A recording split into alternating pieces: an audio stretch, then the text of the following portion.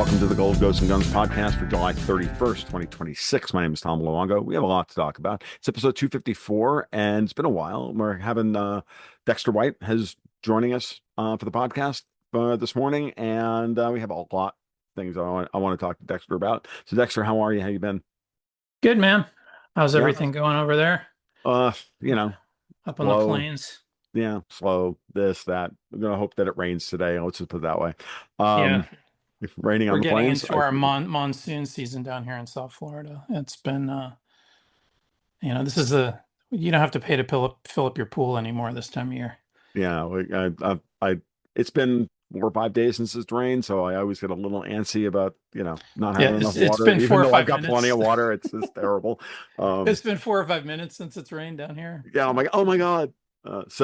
It's funny. You and I were chatting the other night, and you brought up a really good point. You called me up at like, I don't know, 9 o'clock or whatever, and we were on the phone for about an hour, and you were stressing about, and it was a good stress, and about the state of affairs between like groups of people, which is that, I mean, and even we're watching it in with not just like left and right, but even within the right and within that there's a bunch of people, all of us are being siloed off with a different set of facts and then living in different realities. And I want you to I want to talk about that today because I think this is a really important issue in order for us to try and make sense of where things are going because yeah, I think it's a really, really important issue.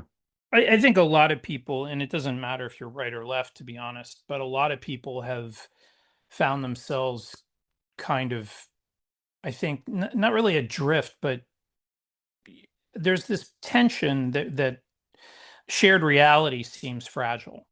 Mm, And for people who I think are kind of new to the game or just don't pay that much attention, they think, oh, well, we hate each other, these two sides, or we're at each other's throats because we're good, they're bad. And there's a lot of people on each side who are like that. But I'm thinking more along the lines of sort of the incongruous nature of the whole, Tucker, Ben Shapiro, all these people who now are completely on different sides. We've all been speculating over what the unified agenda might be because, human beings like to think things have causes. Um, I've been getting more and more frustrated, and this was kind of the genesis of my tone, I guess, on the call the other night that you're talking about. Like, I'm ready to just not give a crap anymore because I think largely there's not a through line, there's not a unified, there ain't no star chamber, and most people just aren't doing the homework anymore, and they're just reacting and abreacting. Um, but that's not a good enough explanation. And for me, I just have been thinking more and more about silos and the death of the media that I thought was coming versus the death of the media that clearly is occurring. It just happens to coincide with their ratings not going down very much. And that's the two realities, or I really should say N realities of user mm, groups on the internet, and in whatever other media space you want to define. Like, we are getting more perfect echo chambers. The algorithms on Twitter, Facebook, Facebook, sorry, um, that are just an A/B test from a marketing sense, giving you more of what you want. Like, if all your web searches are for Subarus, hey, maybe you're shopping for a Subaru, we should give you a Subaru ad, you know, if you're a lesbian. Um, sorry. it's Um, screw, or you just live in Gainesville, dude. I'm yeah, serious. Like yeah. every third car is freaking. Maine, yeah, Maine, Yeah, or no. anyway. Um, and that kind of advertising is, it's kind of meaningful sometimes. We actually don't hate it. It's like, oh, this actually saved me some time. But when it comes to our opinions, it's really bad because the less we're exposed to contrary points of view, even if they're terrible, just to be aware what the other side is thinking. Hmm. Maybe it sharpens one's arguments, or maybe it just makes you angry, but it's better than not knowing. And I think we're increasingly getting to and it is asymmetric, by the way. Like, you see research all the time showing that right wingers are far more ignorant of how hateful the left is towards them than the reverse. The left is always like super surprised that right wingers aren't, burning crosses and tying nooses in their spare time. and Right. plotting ways to kill them. So they think. What's that hanging from a neighbor's tree, right? Well, except for the plotting to kill the left part. That's just we just don't talk about that. But seriously, uh, the issue is that that serious asymmetry has been based on the sort of cartoonification of the right for a very long time, Hmm. because it's not been untrue that the left has controlled the media for a very long time, going Hmm. back to like fairness doctrine era, and then also in print. I mean, like the 60s and 70s were where you had, like the paranoid style in American politics. That wasn't it wasn't a unified analysis. It was pointing at the right.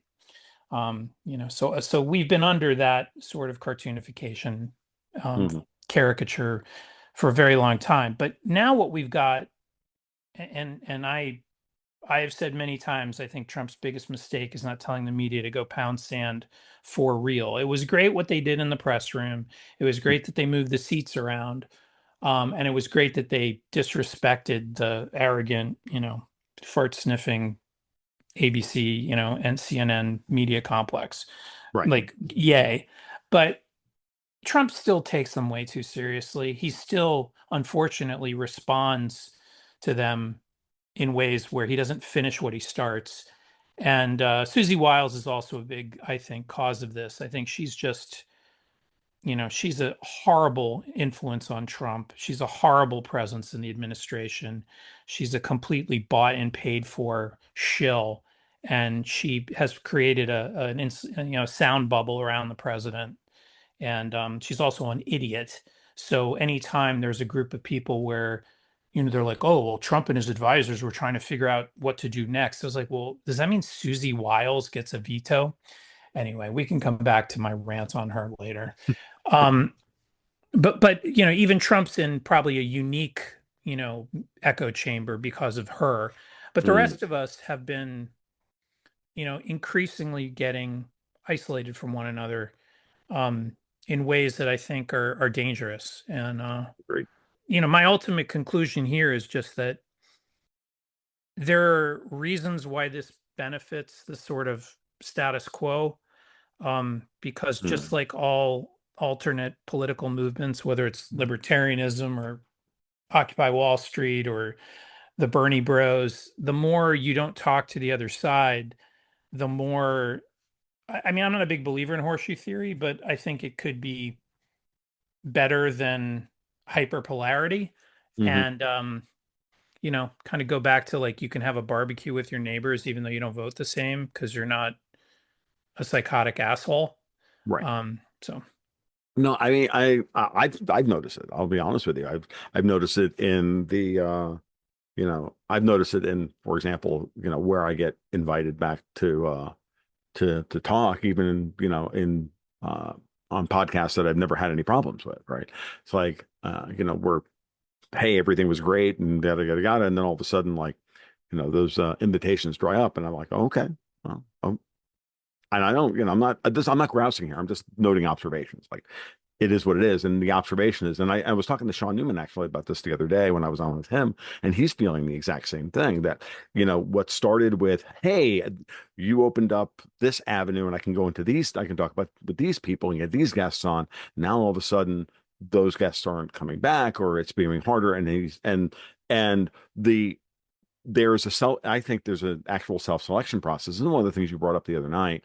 And you know how big a fan I am of the series Ghost in the Shell standalone complex, which was where I first really got this kind of false reality stuff. I mean, I've always been a Philip K. Dick fan. You've known this, but yeah, this was the one where the media became the center of the thing, and then it was used and it textually in the story, the media merging with corporation, merging with this, merging with that. It was all beautifully wrapped up in that series. And so when you brought it up the other night, that there may be, you and I have always, kind of gone back and forth. I'm more conspiratorially minded than you are, and you're more stochastically minded than I am. And and this is where we, you and I argue about this stuff. But again, we can still have, Dexter and I argue about things, but we still like real stakes for each other. When we're in the room together, we can still have We just expect disagreement. each other to prove the point they're making. It Right. doesn't Right. like we're old enough to know that you don't argue until the other person accepts your position. That's not the way it works. That's not the way it works.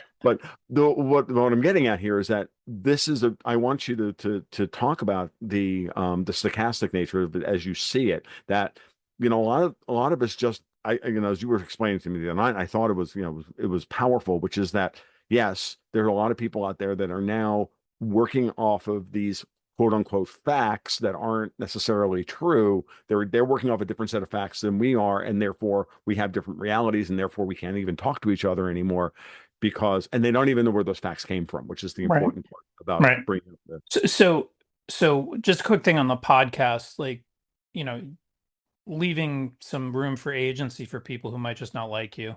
But Mhm. I think one of the big things that's happening that Fair, maybe a like. lot of creators aren't aware of to the scale that it is that there's just so many bots being deployed. AI has made this very cheap and honestly much better.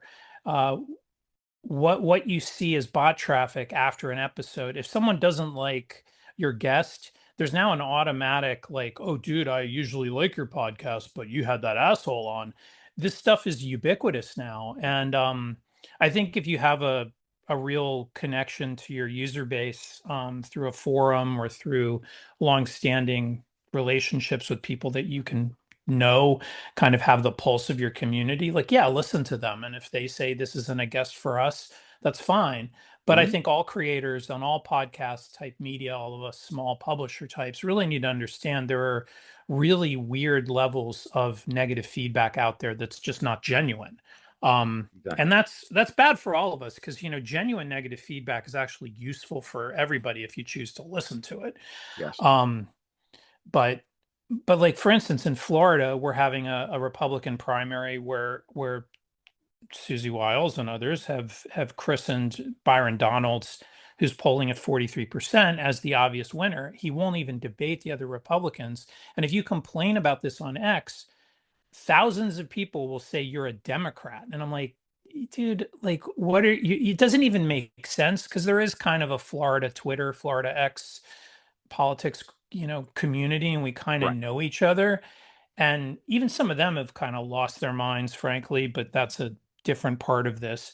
But the bots are just there, and the bots are being paid for by the Donald's campaign, and that's utterly obvious. Hmm. Maybe there's some foreign actors paying for them, but I'm not sure they could get a better governor than Donald, so I don't know why they'd be trying to sabotage him. But um, this is how this works. And what I'll say too is on the stochastic versus kind of conspiratorial through line is, we're I will give you on the through line side that I think we're at a moment. I think the moment for the EU is existential. Hmm.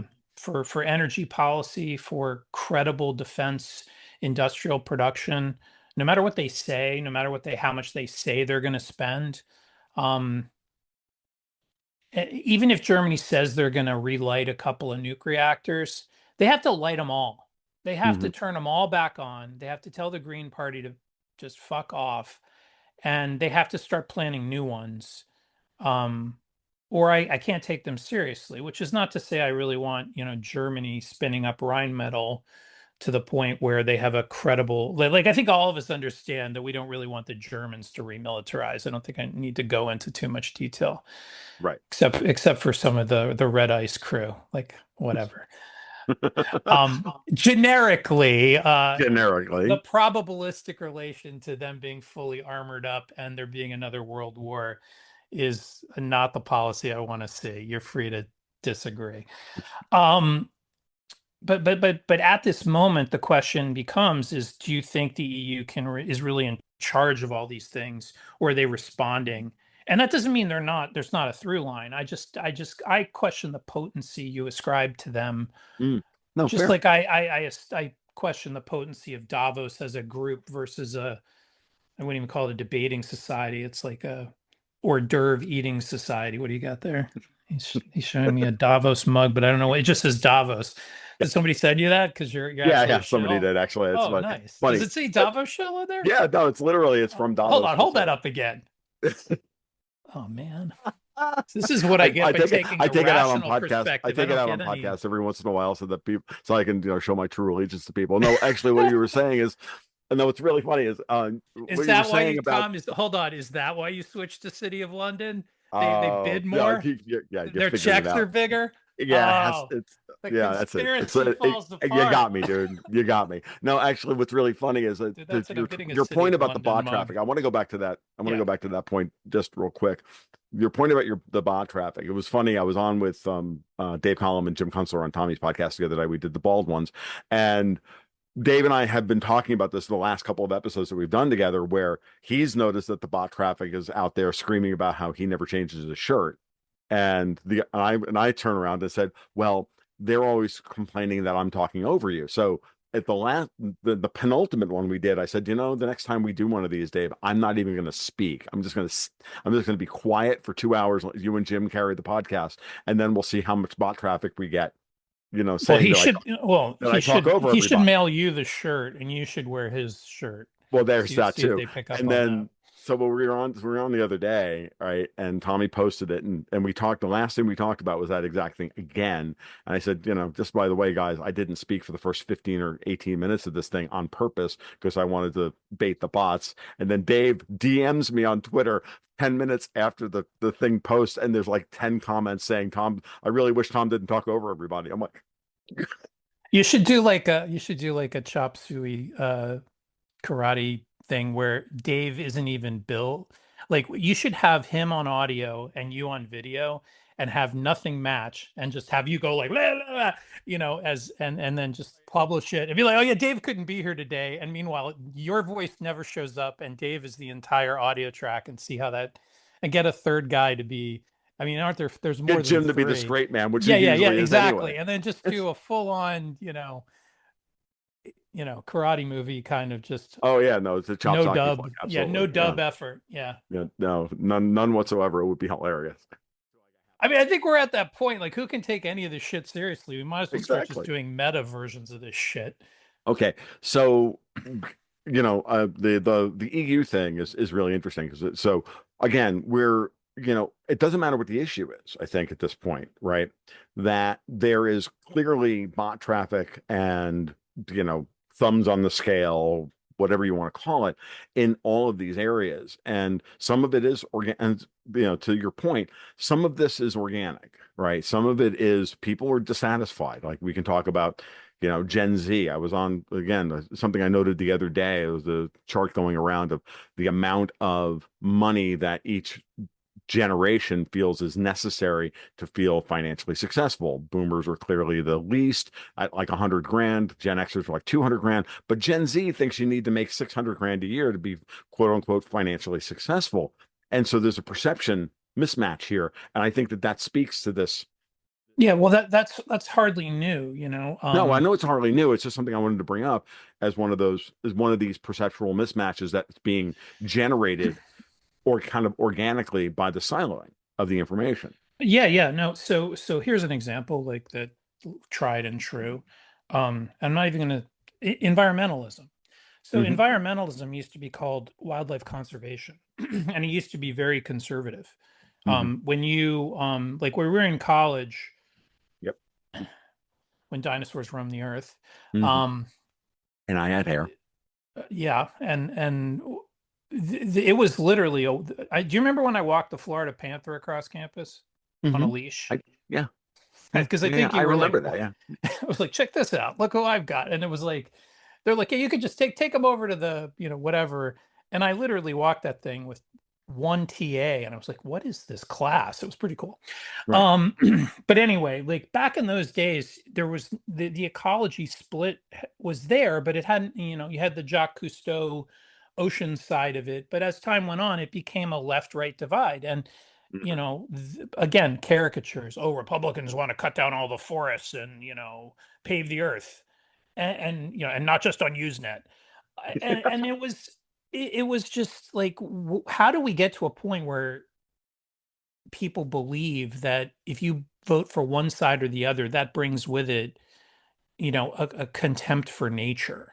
it was just a nonsense position, but it's an example of the type of politics that we've been living in for a very long time. Now, global warming builds on that because once you can otherize half the people in a discussion, and again, one should always challenge if there are two sides and if those sides line up 50-50, or if, God forbid, there's actually common agreed, common sense and communal wisdom that's being polluted and sabotaged by a 5 to 10% minority of non uh, serious actors who are just there to like screw everything up. Because that to me, honestly, is the dyad that usually exists. It's not a 50-50 thing among people with reasonable differences. It's going after the values of societies in order to make those societies less stable. And Hmm. this is how outside actors, including fifth columnists, bring down great nations, and Hmm. reminding ourselves of that technique and how often it's been used in history, not just recently, not just with Marxism, but forever. And, and also decadence in a mature society invites those, forces in. Hmm. And sometimes explicitly, because people don't want to work anymore and they want slaves. And literally, I'm talking about the Roman Empire, not the United States, which it also applies to, of course. I'm just saying Hmm. this is how long this game's been played, and this play's been self-written by, decadence. Decadence, if we're really in a return to values, great, because we all bear some weight for that kind of thing. But back to the point is that Hmm. once you have these information spheres and they don't have a Venn, they're now distinct. There's no Venn overlap. They're just, you guys are over here and you guys are over here. Now, foreign actors who may agree with one or the other spheres or not, and that's the thing to always remember. That's the thing I remind you of almost constantly, is that Russia can support dissidents in Brazil for one reason and support dissidents in America for another, and they don't agree with the values of either group. They just Right. use them against the force they're trying to, it's asymmetric warfare, or it's Right. asymmetric diplomacy before, asymmetric warfare. Hmm. It's a hostile action, and Hmm. or at the very least a self-serving action. It's not there to help us, so we have to up our perception. We need to know when bots are manipulating us, and we also need to know that the entirety of our traditional media is scripted, sometimes in league with the CIA, sometimes in league with whoever, um, corporate interest, Hmm. or Yeah. just the guy who's been calling them, forever with inside information, who's a G, whatever. I don't know the government payroll levels, but Right. G12 sounds impressive. So, some Right. guy who's been there so long that he can actually give them, stories. And I think that's everywhere. And especially at this moment in time, one of the things that, we talk about those things at a tactical level, we should also talk about them at operational and strategic levels. And, when I'm, when you and I discuss these things, I'm usually trying to walk up the stack right now. Okay, I see this thing. How does that fit operationally into whatever's going on? We can argue, we can, discuss about where that works operationally, and then we have to start looking at the overall strategy because, and I'm at this point in time, as far as I'm concerned, like the only thing that matters is the survival of the United States as a constitutional republic, because that's the mechanism by which we're going to like actually finally put to bed some of these old structures that are still, operative and, and whose modern versions, the modern, the modern UK, the European Union, blah, blah, blah, blah, all the way around the line. Those are the things that we need to be, focused on because to them, these things are, as you pointed out earlier, a lot of these problems are existential. So now the question becomes, how does the thing you see or the because again, it's like what I've begun noticing is like, okay, well, there's an organic thing that's happening, right? There's an organic thing that dissatisfaction that's occurring. Um, so why don't we put our thumb on the scale of that and then tweak the algorithms to make this thing to drive people even more insane and drive less thoughtful communication between the various groups, divide and rule in effect, divide and rule everybody. Right. That's the way I see all of this stuff. And I think that there's a mix of, I really do think there's a mix of, organic um, and directed action, obviously. And I think that, we spend a lot of time being misdirected as to who's actually doing the thing. And that's because again, in the world we live in, it's not just politics and perception. There's also the financial markets. And then when you look at the financial markets and you look at the way these things are operating, I keep seeing fingerprints of the people who would be the ones that have the opportunity and the incentive and the motive to operate things that particular way. Well, then what a shock Tucker Carlson turns around and starts normalizing Islam. To me, it doesn't like it. These things don't. You know what I mean? Like that's why my spidey sense goes off the way it is. I may be wrong. I'm happy to be wrong, but let's have at least have Well, that you're conversation. going on okay, so there's a lot of different angles there. Sure. So, um, I don't know if I want to take the divide first or the black pilling kind of end of where you were going first. So Mm, I might want to just say a quick thing about the divide. One more thing. sure. Um, so during COVID, where you lived highly colored your experience with how much you thought the government had lost the script. I was fortunate enough to live in Florida, specifically, well, I think all of Florida was more or less the same, but I'm in South Florida, like Fort Lauderdale area. And unfortunately, I had broken my leg uh, in October and or November actually. Wait, when did I break my leg? So I think actually it might have been December. Yeah. So it Hmm. was December 2019 I broke my leg.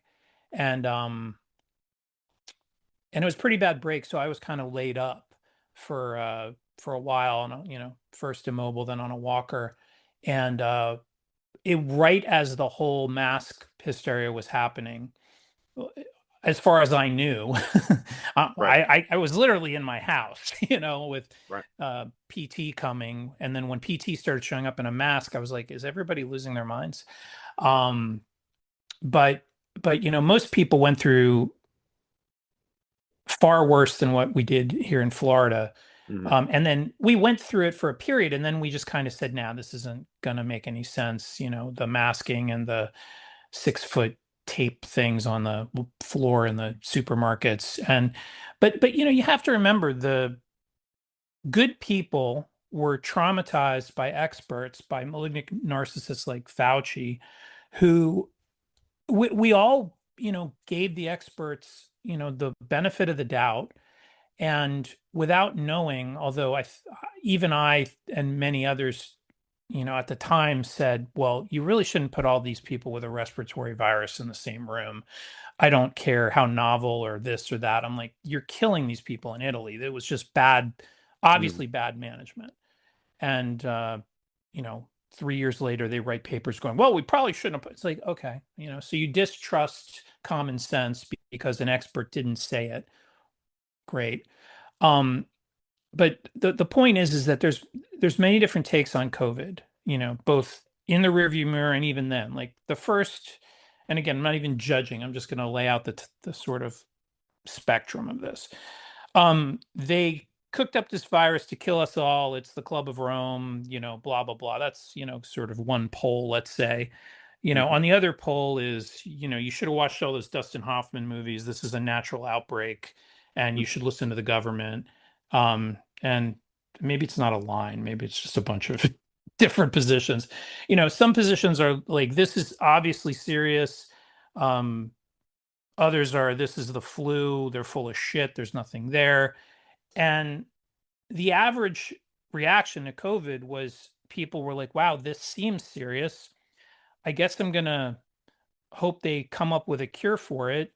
And I'm going to listen to the authorities because I've never had what I would come to have 2 years down the road, the lived experience of knowing what a bunch of lying, malignant narcissists they are. Now, some of us may have had instincts, Hmm. but they were instincts based on honestly not public health failings, right? They were Right. instincts based on, we know these people are liars. And some of us who have a science background were like, and what they're saying doesn't seem to make any sense. Um, And then the whole vaccine thing, let's not forget that was a decent amount of time into it, right? It's not like they had a Hmm. vaccine right away. And I think a lot of people are forgetting the order of events the further out we get.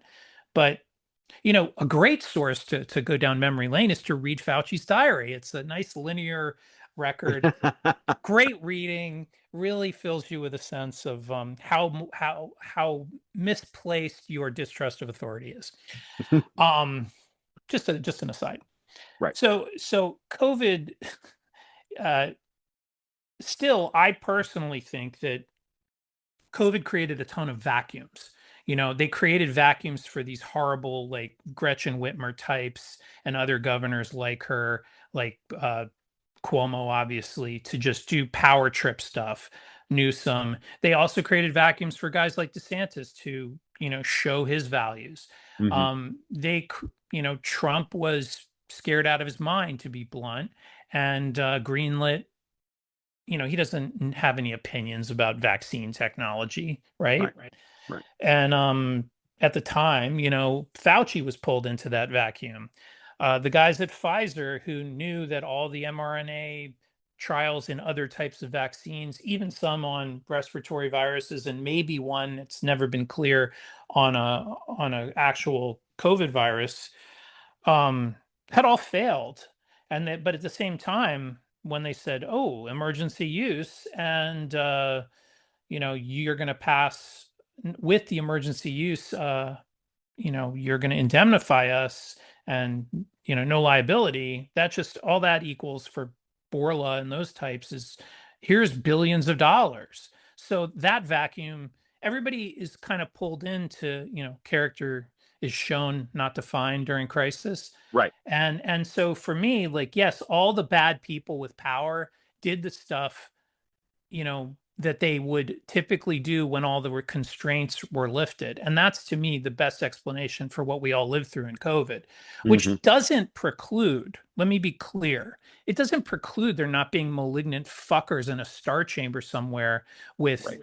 you know, bad intent for all of us. But it's nice to remember once in a while that it took a thing like COVID for them to honestly, act, if that's Hmm. the way you see the playing field. And that's my segue into why we shouldn't constantly black pill. You Hmm. know, there's COVID was a crisis. And then we allowed them to destroy our economies and small business because we gave them the benefit of the doubt. Because tons of people who were traumatized by the experts telling them that millions were going to die were good people and were like, I don't know science. I guess I'll listen to them. And it's not okay to just be like, well, I knew better and those people are all morons. No, no, no, no. The future lesson to take away is we don't trust these bastards anymore. Right. Um, Trump cannot allow Fauci's pardon to stand. Fauci's pardon was done by an auto pen. It's invalid. Him coming out and saying, oh, well, I have to respect him because he basically wants to pardon all his kids. Well, Donald Trump still has the mental capacity to pardon all his kids. And those pardons might be reprehensible to some people, but they're valid. Fauci's pardon going back to 2014 was signed on the last day of Biden's term. We all Mm. know Biden wasn't mentally okay. And if they can't prove that he signed the paper, regardless of his mental status, the pardon's invalid. We need to, and if we Hmm. don't do this, we're not remotely in charge. Right. And that's the way it is. Now, I haven't even gotten to the sort of black pilling and the doomerism. I'll let you talk and then we can kind of maybe. Well, the blackpilling and the doomerism is a function of the constant. This is where I think the Star Chamber actually is most effective, which is in helping create these silos, in putting their thumbs on the scale of things in order to ensure that everybody that wants to reform the system is felt is revealed to be powerless. That the system itself is so friggin' that the system's immune system, right? The existing immune system of the deep state or Davos or the high table, whatever you want to call it. I don't give a shit. Just pick a metaphor and run with it. And its immune system is so powerful against change that we have to work a lot harder than we thought we were going to have to in order to overcome it. But As so a, much of that immune system runs on caricatures. It's like yes. housewives who know that Republicans are bad because their friends on Facebook constantly give them pressure to believe Mhm. that. It's not as, this is absolutely a winnable battle. I And agree. so much of the immune system is reflexive. And I mean, we've all met people who are sort of more recent travelers to the right end of things. I mean, I don't self-identify as a Republican. I more self-identify as an anti-Marxist, anti-collectivist, Mhm. um, at least anti-involuntary collectivism. Like you Mhm. want to be a hippie on a farm and you can find enough people that you like to hang out with, more power to you, man. That's right. But that's not what Marxism is. Uh, but the people who have recently left the left are they are fully awake or whatever you want to call it because they've realized the facts they knew were true weren't true. Mm. You don't have to. I'll put it this way: it's okay to hate child molesters. It's natural. It's reflexive. But if someone is not a child molester and someone tells you he is, your response to that person is legitimate but incorrect. This has been used as a technique over and over for a variety of accusations, whether it's pouring chemicals in the river or whatever. Oh, Mm. you support that, and we have these cartoonified moral judgments. Which I've said, oh, is it really brave to be like, I don't kick puppies? I've talked about this in the Right. past. It's like this sort of histrionic moral preening is needs to be examined more because when people get trapped in it, and even worse, when two sides get trapped in it, it's like, congratulations, you've been tricked into full disengagement because Mhm. you're over there being Don Quixote instead of dealing with the situation as it is. It's like we don't need someone to go, child molesters are bad. It's like, yeah, no shit, Sherlock. It's and also when an entire government, and this is part of the whole Epstein thing, when an entire government is reduced to this kind of sort of cartoon of like, oh, they're all just pedos. It's like, okay, that's your criticism of the shit Oh, that your government does wrong? You think they're really just, and yeah. if they No, are, then the reaction's fine, and I'm on board. I won't just have a pitchfork. I will have a really sharp pitchfork. sure. Um, So, to give you a perfect example of their technique during the Epstein thing, they immediately went to, they started calling it the Epstein administration. Like right. if I saw Well, that yeah. once, I saw it 1,000 times. Like, this is the technique, dudes. You're being moved on that front. And then I watch normal people are intelligent under normal circumstances, people I can have good, intelligent um, conversations with, turn around and use that phrase and like to describe Trump. I'm like, what are you talking about? Well, And it's an all or nothing proposition, right? So mhm, we're magatards now because we've decided that we don't want to basically not vote and give the Democrats control of Congress because, right. some part of me is like, yeah, that's probably dumb. Well, you're a magatard. I'm like, okay. I've criticized Trump enough that I'm not even gonna respond to that one. But look, he's not perfect. Right. I would have really, I can name a lot of different qualities, but I also know I'm never going to get the perfect president because if I thought I was going to get the perfect president one day, I'd be a libertarian retard and I would just sit there and vote for somebody who's never going to win. And people need to get this through their thick heads. You know, if you want perfection, you don't want politics. Politics is a game of accepting less than what you want, and this is why deal making in politics has to return. And this is what this histrionic dyad binary shit is about preventing. Mhm. Because once you fully otherize the other side, then deal making's done. It's a pure moral crusade, and the other side are child molesters. I can't make a deal with a child molester, and Mhm. yeah, that's true. You shouldn't do that. But has it occurred to you that you don't have enough control over your information flow to have this level of passion about what you think you know about the Mhm. other side and what they're up to half the time? And I'm being specific about like personalities, not, we do know what the left wants to do, and I'm not saying that that's not a valid assumption. I'm talking about, the just the ability for Congress, people in Congress to just make a deal. I mean, how many years do we not even have a freaking budget? Right. you know, this plays into that. Now, that's also a whole bunch of other stuff. But the more we harden into this, um, the more we're not gonna, there's no solution coming. It empowers external forces far more than it empowers, you know, internal parties. Like the DSA is a cartoon. Like that's not real. They're Right. not going to win 30 seats. If Right. they win by sabotaging their own democratic, very, very safe districts and put in socialists, okay, fine. Who cares? Right. We're Like going to wind that's up with it's it was there's no they're different still going than to when just we, vote Democrat, right. whatever. Like Well, it Hassan Piker is not well, he's not like the most common Democrat, you know what I mean? well, I was going to say is it's similar to the Tea Party movement back in the Ron Paul days, right? The late aughts. It's the same kind of thing. Like, if you're not willing to make deals with other people in order to get some of your stuff done, then if you're just going to vote no on it, then you're going to be hived off and removed. And again, Purity spiraling is a common turn tactic. Okay, yes. flat out. The whole third space of politics has been corrupted from the get-go. I don't care if it's Martin Luther King. I don't Hmm. care if it's libertarianism. It's all this is all there's a common thread running through all of this, which is there are always infiltrators. They are always there early. And there's no better example than American libertarianism.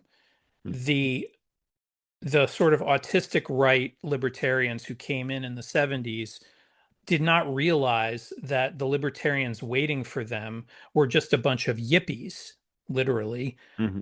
um and that all they were libertine, and that's why libertarianism, capital L if you will, was just mired in a multi-year debate over whether you could sell children or whatever dumb shit that libertarians used to quote debate. Oh, are children property or do they have rights? It's like, well, you're a fucking idiot if you're spending your time arguing about these points. And the reason is you're too dumb to realize you're in a totally infiltrated movement from the get-go. Hmm. After 20 years, they're finally like, well, maybe left libertarianism isn't the same thing as what we believe. It's like, congratulations, genius. Right. Like, and look what happened during all those years. Zero political achievement. Hmm. We sucked in all these young men, mostly because libertarianism, who could have had political careers. They could have done something if they had sought to take over the Republican Party or maybe just create a constitution party, but they didn't because they got trapped in the amber of these lies. Hmm. And that's why I hate the Libertarian Party. And I really don't have patience for most libertarians because they've never read their canon. They don't know what the fuck they're talking about, and all they do is totemistically reference, Austrian economics, which they also don't understand, nor can they connect to libertarianism because it's Hmm. not the same thing, by the way. And it's been an obvious trap, and it's not the only one. You know, Hmm. Bernie Bros, you got played the same playbook. Ron Paul, obviously libertarian, but a distinctly different movement event. The revolution Hmm. was not a libertarian. It was a libertarian adjacent thing, but it was its own social phenomenon, and it Agreed. was infiltrated from the get go too, Hmm. and more so by like Republicans, weirdly enough. Yes. And No. and you know, I think the answer is, as distasteful and horrifying as it may be to some people, is there has to be a way to start talking to the other side about things that we everyone agrees with, and the predicate that we have right now is the Maha movement, we've had a Hmm. whole lot of people who normally never talk to each other and proceeded only on the basis of caricature in relation to one another, realizing that there's a lot of universal common sense about, plastics pollution, about endocrine disrupting chemicals, about what the real validity of vaccine research has been, Hmm. on a vaccine by vaccine basis, because Hmm. there's not one blanket statement to be made here. Agreed. Um, there's vaccines that have never really worked, like the flu vaccine, and I'll go toe to toe with anyone on that. Flu Hmm. vaccine's just bullshit. Like, look Right. at its numbers. Besides the fact they never get the strain right. Like 1 out of 17 years, they're like, "Oh, we got the strain right," and they're like, "Oh no, but it gives you partial immunity." Well, yeah, and it also degrades your immune system net more than the partial immunity benefit gives you. Of course. So anyway, now we're banned because I said I didn't like the flu vaccine. Like Um, it's like saying oatmeal is heart healthy because it lowers cholesterol or whatever. It's just right. it's just marketing, dude. The but you're right about the Maha movement because it is one of those things that crosses now in the it crosses the demographics. And interestingly enough, it's been the one thing within the administration. We have patrons who have been keeping me abreast of the machinations within that movement in the administration, and those numbers and that information is dire. Like, Kennedy holding on by a thread. Right. There's all sorts of worries about Dr. Oz wanted to be, HHS secretary and is actively just trying to destroy Maha to get the friggin' thing. And Susie Wiles is, of course, probably allowing it to happen. Like, there's all sorts of terrible things that have been going on that front.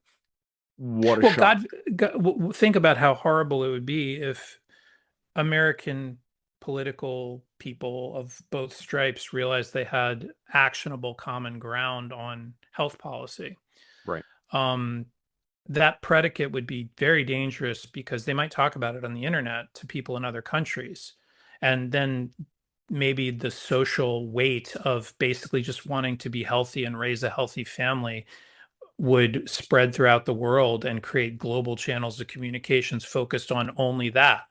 That would be very destabilizing to China, to Hmm. the EU. I mean, although the EU, and I'll give them credit for one thing, they're pretty good on most of the things that we want to fix in this country, such as unchecked additives to foods and Hmm. things of that nature. I mean, now they're bad on others, they're going down the folic acid trap, but Hmm. listen, I mean, give them credit where it's due. Although a lot of the reasoning that led to those policies might not be anything other than their authoritarianism, but and a lot And of it was protectionism against yes, our exactly. ag imports. Bingo.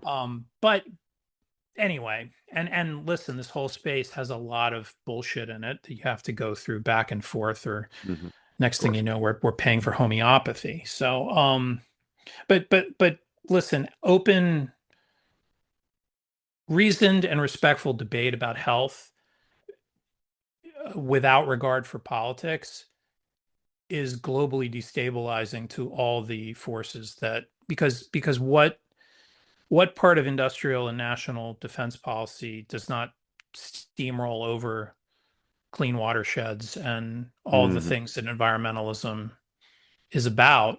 And I'll say it very clearly, is also been filled with fictions that in order to sabotage industrial policy, this is where these things cannot be simple debates. You have to understand that Russia, or the Soviet Union rather, and Red China were both very involved in turning the American environmental movement from the era of wildlife conservation into the world of global warming, because they weaponized people of good faith. And that's kind of my common ground here. People of good faith should not be ridiculed by people who think they've got to a red pill moment in their political development. This sort of Sean Ryan bullshit where he's like, everything in the history books is fake, man, because, he didn't get what he wants or whatever. And he's sitting there, you know, to be blunt, he was a cocaine addict. He's described this for many years. He was also a cocaine, trafficker.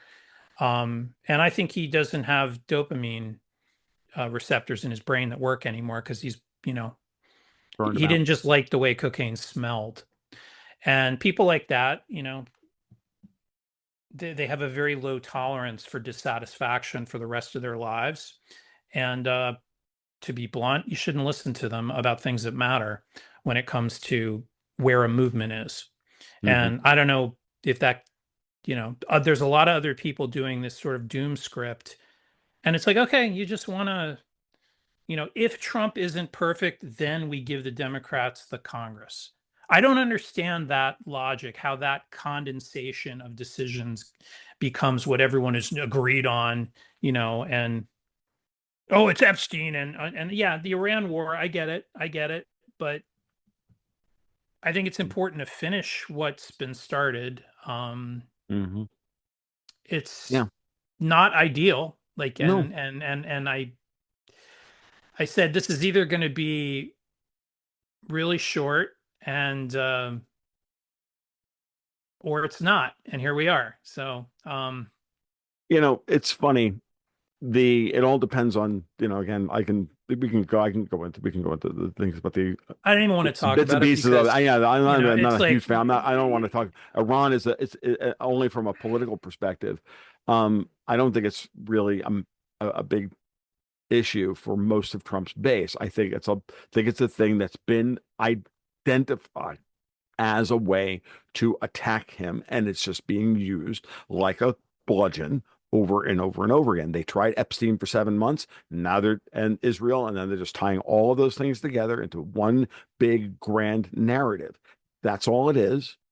And they're trying to trap as many people in that grand narrative and that silo as possible and hope that that yeah. translates into electoral success. It's not that hard, Yeah. but No, you know, I mean, it's also that it's a mass adoption of a point of view that is legitimate, but I just don't believe is the point of view of the people who are coming out here. hmm. So anti-war, not anti-war.com so much, but just being anti-war can be both meaningful and meaningless if it's just you're a doctrinaire pacifist or um, there's a lot of different people who have had that position that, government violence is inherently immoral. I am not one of these people. I respect the position greatly and I try to tend towards it, but I'm not going to lie and say that I think all government force is immoral because I happen to believe there are retrograde forces that are even worse that we have to decide at some time whether to deal with or not. Now, Right. that being said, like I really respected people like Justin Raimondo, who was not a crying flower. I used to talk to him on Twitter from time to time, Hmm. and I know you did too. I mean, Hmm. Justin was a unique dude, and he had his points Yeah. of view, but I just don't believe he's the average, Trump voter. And basically, what I'm being asked to believe from the Joe Kent and all these people is that they literally were expecting this administration to be like Justin Raimondo's foreign policy. And I was like, Hmm. well, I sure didn't. And I don't feel Right. betrayed. I might not even agree with what they do, but it's not doctrinaire. Right. It's case by case. Yes. It's like, oh, this thing you're doing is dumb. This thing you did over here, it's in retrospect smart because you pulled it off. But it was like in Venezuela, like Right. Venezuela looks brilliant in the rearview mirror Hmm. and you can't talk about it in advance because of the nature of the operation, but Right. that was a risky thing to do Of course it was. because Of you could course have it was. just lost. I mean, think about the beginning of the Ukraine war. Could have been The bad beginning of pig. the Ukraine war, when Russia lost two full transport planes full of paratroopers before they got to the jump point, and lost Hmm. 400, I think, VDV like badass dudes, Right. and all, just because one Ukraine missile operator knew that wasn't their plane. There's like, what the fuck is this? And he shot him down. Hmm. And there could have been a Venezuelan not sleeping, Hmm. it could have happened. Now, Yeah. No. maybe, whatever, Right. regardless, it was high risk. What's Um, what's important is what I'm going to say here is that the big problem here, and is what I said at the beginning of this war, and what I said during Venezuela, which is that all the libertarians and the anti-war right and some of the anti-war left were basically they define government violence Rand Paul was doing this, everybody was doing it. Like, no, excuse me, there are some things here that are, you have a government act against non-state actors. The non-state actor is not superior to the government actor because its government is inherently immoral, and anything that's not government is inherently moral. That's the false dichotomy that they constantly played. And I'm like, no, in certain situations here, you have to look at these things as non-state actors. The drug cartels are non-state actors. Well, and they can interface with state actors, like China can Sure, interface with the cartels. of Just like course. China weirdly can interface with the literal Chinese triads, who are subject to the death penalty in China, but in Canada, China sits there and just does deals with them because they want what they want in Canada, Right. and it's worth it to them. It's the situationally.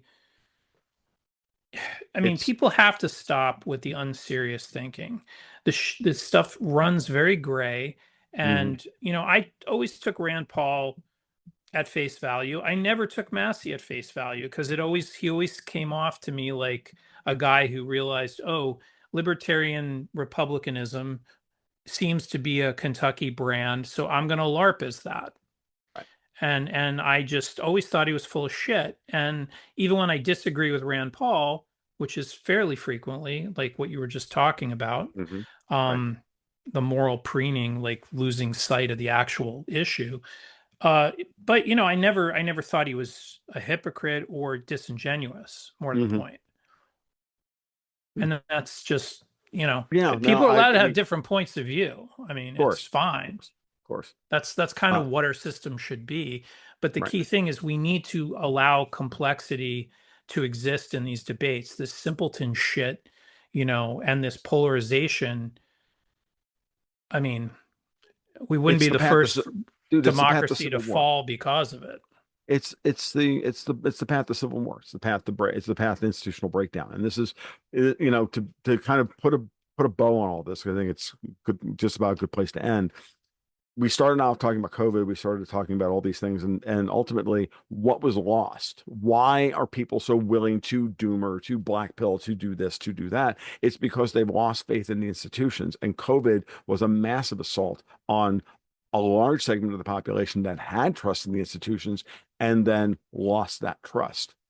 And we're now downstream of that, and they become. I think they're much more psychologically receptive to a maximalist argument in that respect, of that, well, it's all fucked. And so why even try? And I think that's I think that's also part of the operation because we've all watched it happen. So, Well, they stopped making TV you could zone out to every night. So people now go on X and think that this is a good use of their time, right? mm, And this maximalist, it's not maximalist, whatever you want to call it, this just completely simplistic caricature, framework that we're all stuck in is, you know, it's been the way it's a mutation of the same control mechanism that's been here for a very long time. So right. for people who have understood the previous, iterations of this, it's time to realize what you're facing. And, maybe Sean Ryan really is like maybe that take is sincere. And I don't know what's in his mind, just to be clear. Mhm. Um, I do notice that the amount of black pill, whatever you want to call it, all these people are liars. I'm going to disengage. It's going to be August 1st tomorrow. It's probably not random that this is the date on the calendar minus 2 weeks that we've seen it ramp up. You Right. know, I don't know. And I'm not saying anyone in particular is an agent of any particular force because also honestly in the zeitgeist, yes, we're all talking about the election more. It is coming. So Mhm. people who are legitimately black pilled are going to take this moment to talk about how they're not going to vote. I mean, that's also true, a true thing. But we have to get over this, or we all have to start, doing something else. Agreed. Right. So what we'll leave it there, I think, and to say that I think General Holt's shot clock is the most important thing to talk about here, which is the shot clock's winding down. What is the administration going to do in order to counteract this going into the thing? I'll leave that for the next time you and I chat on this podcast, and I'll let you think about it for a little bit, and we'll get back in a couple of weeks and we'll do this again. So, All right. with that said, all right, sound fair? All Yep. right, so Thanks, this is Tom. how, yeah, so this is how we make our bones, folks, at Patreon/Gold Goats and Guns. I'm TFL1728 on Twitter. He's Dexter K. White on Twitter. Let's do the thing. So, you guys be well. Keep your stick on the ice.